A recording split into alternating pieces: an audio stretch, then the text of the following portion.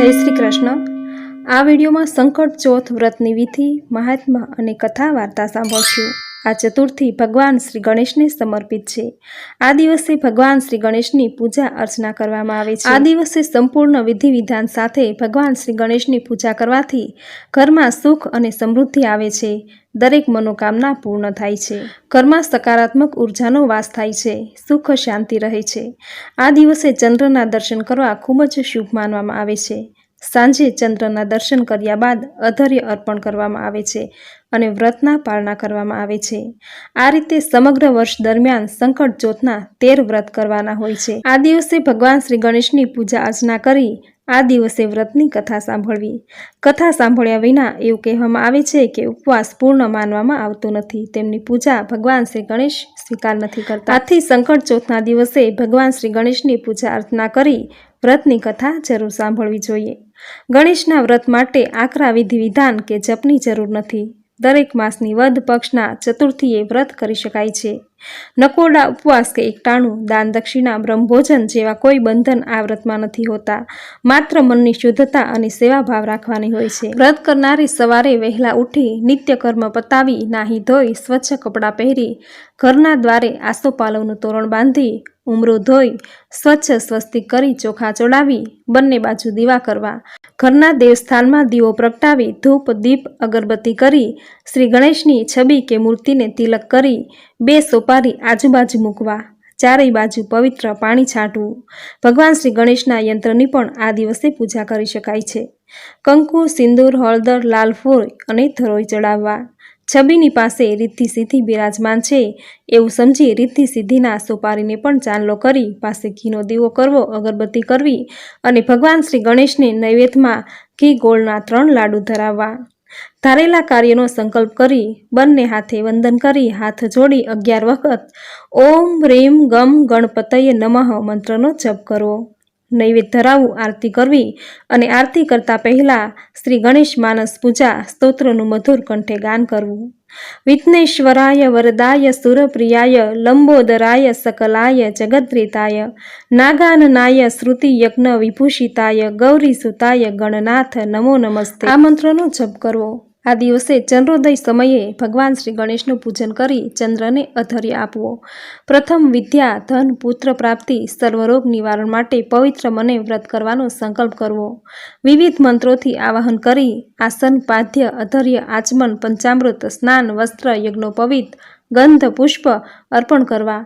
મંત્રોથી પૂજા કર્યા પછી ધૂપ દીપ નૈવેદ્ય ફળ તાંબૂલ અર્પણ કરી 5 દીવાની આરતી કરવી। પ્રભુ સ્મરણથી પ્રદક્ષિણા કે પ્રાર્થના કરી રહેલી ક્ષતિ માટે ક્ષમા માંગવી। આ વ્રત સર્વ સ્ત્રી પુરુષો કરી શકે છે। સંજોગવશાત કોઈ અડચણ આવી પડે તો આ દિવસે ઘરની અન્ય કોઈ વ્યક્તિ પણ પૂજા અર્ચના કરી શકે છે। આ વ્રત કરવાથી ધન ધાન્ય પુત્ર પૌત્રાદિ સુખ મળે છે। ઘરના દરેક સંકટ આફત ટળે છે। દુઃખી અવસ્થાથી સુખના દિવસો આપે છે। ધંધા રોજગારમાં વૃદ્ધિ થાય છે। શત્રુ ઉપર વિજય થાય છે। આટલું પુણ્ય ફળ આપનારું છે સંકટ ચોથનું આ વ્રત। જે વ્યક્તિ સંકટ ચોથનું વ્રત પૂજા અર્ચના નથી કરી શકતા તેમને વ્રતની કથા માત્ર સાંભળવાથી જ વ્રત કર્યા જેટલું પુણ્ય ફળ પ્રાપ્ત થાય છે। તો મિત્રો, આ હતી વ્રતની વિધિ અને મહાત્મ્ય। હવે સાંભળશું વ્રતની કથા। બોલો ભગવાન શ્રી ગણેશની જય। પાર્વતીજી બોલ્યા, હે પુત્ર, ભાદરવા માસની કૃષ્ણ પક્ષની સંકષ્ટી ચતુર્થીનું વ્રત કેવી રીતે કરવું તે કહો। શ્રી ગણેશજી બોલ્યા, હે માતાજી, ભાદરવા વદ સંકષ્ટી ચતુર્થી વિઘ્નનાશક, અનેક ફળો આપનાર, સર્વ સિદ્ધિઓ આપનાર છે। તેનું પૂજન વિધિપૂર્વક કરવું। ભોજન વિશેની જે વિશેષતાઓ છે તે હવે કહું છું। શ્રી કૃષ્ણ બોલ્યા, હે ધર્મરાજ યુધિષ્ઠર। શ્રી ગણેશજીની આ વાત સાંભળીને પાર્વતીજી બોલ્યા કે હે વત્સ, પૂજનમાં અને ભોજનમાં શી વિશિષ્ટતા છે તે મને કહો। શ્રી ગણેશજી બોલ્યા, ગુરુ દ્વારા બતાવેલા વિધિપૂર્વક એ દિવસે શ્રદ્ધા ભક્તિથી પૂજન કરવું, કથા સાંભળવી। હે માતે, હવે હું નળ રાજાની કથા કહું છું તે શ્રવણ કરો। પૂર્વકાળમાં એક પુણ્ય આત્મા અને યશસ્વી નળ રાજા હતા। તેની અત્યંત સૌંદર્યવાન નળ દમયંતી નામે રાણી હતી। નળ રાજા પુણ્યાત્મા, ધર્મ ભાવનાવાળા, લોકપાલક અને પરાક્રમી હતા। તેમણે વિદર્ભ દેશના રાજાની કન્યા દમયંતી સાથે લગ્ન કર્યા। દમયંતી પતિવ્રતા હતી। તેમને એક પુત્ર અને એક પુત્રી હતા। રાજા રાણી પ્રજા સુખી હતા। એક દિવસ ભાગ્યનું પાંદડું ઉલટું થઈ ગયું. નળ રાજાની મતિ બદલાઈ ગઈ અને તેઓ પોતાના ભાઈઓ સાથે ધૂત રમવા બેઠા. નળ શાપગ્રસ્ત હોય જુગારમાં રાજપાટ, ધનધાન્ય, મહેલ વગેરે સર્વસ્વ હારી બેઠા. નળ રાજા દમયંતી રાણી એક એક વસ્ત્રભેર રાજ્ય છોડીને નીકળી પડ્યા. પુત્ર પુત્રીને એમણે મોસાળમાં વિદર્ભ મોકલી દીધા. નળ દમયંતી વનમાં દૂર દૂર નીકળી ગયા. તેઓ દુઃખ પીડિત થઈને અહીં તહીં ફરવા લાગ્યા. એક દિવસ નળ રાજા દમયંતીને સૂતેલી મૂકીને વનમાં નીકળી ગયા. સંજોગ વશાત નળ એક સર્પને અગ્નિમાંથી બચાવવા જતા દાઝ્યા અને પોતાનું અસલનું મૂળ રૂપ ગુમાવ્યું. તેઓ બીજા રાજ્યમાં એક રાજાને ત્યાં રથ હાંકનાર સારથી તરીકે નોકરીમાં જોડાયા. ત્યાં નળને અનેક ભારે વિપત્તિઓ વેઠવી પડી. પહેલાં નળના હાથીખાનામાં હાથીઓની અને ઘોડારામાં ઘોડાની ચોકી કરતા હતા. ત્યારે હાથીઓ અશ્વોની ચોરી થઈ ગઈ હતી. ડાકુઓ રાજાને ખજાનો લૂંટી ગયા. આગ લાગી હતી.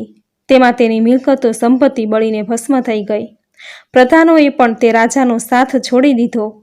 જુગાર રમવા જતાં હારી જતા રાજપાટ સર્વસ્વ ગુમાવ્યું. સર્વ દિશાઓમાંથી નિરાશ થઈને નળ રાજા ઉપર જણાવ્યું તેમ અત્યંત નિરાશ થઈ ઘોર જંગલમાં ચાલ્યા ગયા. વનમાં તેમને અનેક કષ્ટો ઉઠાવવા પડ્યા. નળ દમયંતી છૂટા પડી ગયા. દમયંતીને વનમાં નળનો વિયોગ થયો.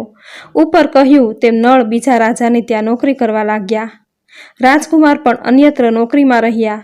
જે એકવાર રાજા રાણી રાજકુમાર કહેવાતા હતા તે હવે ભિખારી થઈ ગયા.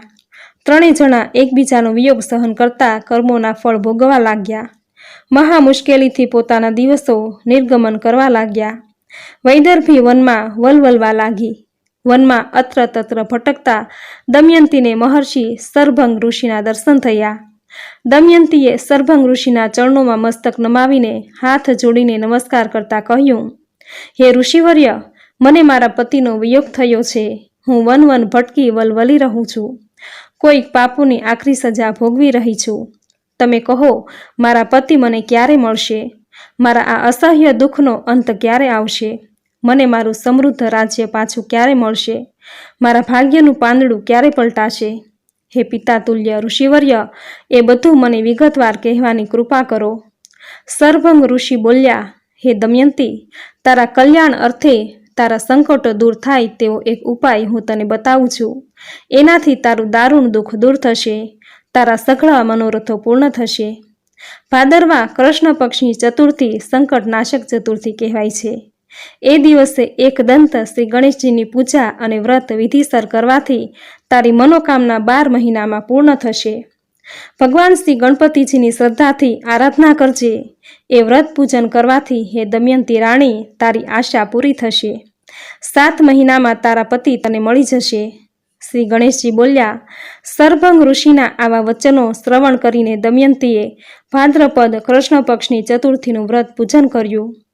7 જ મહિનામાં રાણીના પતિ નળ, પુત્ર, રાજ્ય, સર્વ પ્રકારનો વૈભવ, સમૃદ્ધિ વગેરે મળ્યા. શ્રી કૃષ્ણ બોલ્યા, હે પાંડુપુત્ર યુધિષ્ઠર, આ વ્રત કરવાથી તમને પણ રાજપાટ મળશે. તમારા દુશ્મનોનો નાશ થશે. હે રાજન, આ સર્વોત્તમ વ્રત મેં તમને કહ્યું, એનાથી તમારા સર્વ સંકટો દૂર થશે અને તમારા ભાગ્યની ઉન્નતિ થશે. ઇતિ શ્રી ગરુડ પુરાણે ભાદરવા વદ સંકટ ચતુર્થી વ્રત કથા સંપૂર્ણ. બોલો ભગવાન શ્રી ગણેશની જય. તો આ હતી ગણેશ સંકટ ચતુર્થી વ્રત કથા. ભાદરવા વદ ચોથે બહુલા સહિત ગણેશજીની ગંધ, પુષ્પ, માળા અને દુર્વાથી પ્રયત્નપૂર્વક પૂજા કરી પરિક્રમા કરવી જોઈએ. સામથર્ય અનુસાર દાન કરવું. દાન ન થઈ શકે તો બહુલા ગાયને પ્રણામ કરી તેનું વિસર્જન કરવું. આ પ્રમાણે 5, 10 યા 16 વર્ષ પ્રયત્ન વ્રતનું પાલન કરી ઉત્થાપન કરવું. તે સમયે દૂધ આપનારી સ્વસ્થ ગાયનું દાન કરવું જોઈએ. જો દાન કરવાનું સામથર્ય ન હોય તો માત્ર ગાયના દર્શન કરવા. આ રીતે ભાદરવા વદ ચોથના દિવસે સંકટ ચોથનું વ્રત પૂરી શ્રદ્ધાથી કરવું. તિથિઓની માતા ચતુર્થી તિથિને ભગવાન શ્રી ગણેશે વરદાન આપ્યું છે કે વદ ચોથના દિવસે વ્રત ઉપવાસ કરનારને તું ધર્મ, અર્થ, કામ, મોક્ષ સર્વ કંઈ પ્રદાન કરશે. તેમની સમસ્ત કર્મ રાશિ નાશ પામશે અને તેઓ નક્કી આ લોકના સમસ્ત સુખો ભોગવી અંતમાં જન્મ મૃત્યુના પાસમાંથી મુક્ત થઈ મારા દુર્લભ ધામમાં જશે. સંકટહારિણી દેવી, નિસંદેહ મારી કૃપાથી તું સર્વદા સર્વ લોકોને આનંદ આપનારી થશે. એવું વરદાન ભગવાન શ્રી ગણપતિજીએ વદ ચતુર્થીને આપ્યું હતું. તે દિવસે જે વ્યક્તિ મારું વ્રત નિરાહાર રહીને કરે, બીજા લોકો રાત્રિમાં ચંદ્રોદય થયા પછી મારું પૂજન કરી બ્રાહ્મણની સાક્ષીએ પોતે ભોજન કરવું. પૂજન બાદ તે દિવસે શ્રાવણમાં લાડુ, ભાદરવામાં દહીંનું ભોજન કરવું, આસો માસમાં નિરાહાર રહેવું, કારતકમાં દૂધ પીવું, માગસરમાં જલાહાર અને પોષમાં ગૌમૂત્ર લેવું, મહા મહિનામાં સફેદ તલ, ફાગણમાં સાકર, ચૈત્રમાં પંચગવ્ય, વૈશાખમાં કમળ કાકડી, જેઠમાં ગાયનું ઘી અને અષાઢમાં મધનું ભોજન કરવું જોઈએ. આ પ્રમાણે ભગવાન શ્રી ગણેશનું વ્રત પૂરી શ્રદ્ધાથી કરવું જોઈએ. મહામયી ચતુર્થી વ્રત કરનારની સમસ્ત મનોકામનાઓ પૂર્ણ થાય છે. આ વ્રતના પ્રભાવથી ધન, ધાન્ય અને આરોગ્યની પ્રાપ્તિ થાય છે. સમસ્ત આપત્તિ નષ્ટ થાય છે. બોલો ભગવાન શ્રી ગણેશની જય. તો મિત્રો, ભગવાન શ્રી ગણેશનું સંકટ ચોથનું વ્રત, વિધિ, મહાત્મ્ય અને કથા વાર્તા તમે પૂરી શ્રદ્ધાથી સાંભળ્યો. જે સાંભળવાનું પુણ્ય ફળ તમને જરૂર પ્રાપ્ત થશે. તો આજના આ વિડીયોમાં ગણેશ ચોથની સંકટ ચતુર્થી વ્રતની વિધિ અને કથા વાર્તા સાંભળવી આપને જરૂર ગમી હશે. તો વિડીયોને લાઇક કરી કોમેન્ટમાં જય શ્રી ગણેશ જરૂર લખજો. ચેનલ સબસ્ક્રાઈબ કરી બાજુમાં બેલ આઇકન જરૂર પ્રેસ કરજો. આવી જ નવી ધાર્મિક માહિતી, નવા ધાર્મિક વિડીયો સાથે ફરી મળીશું.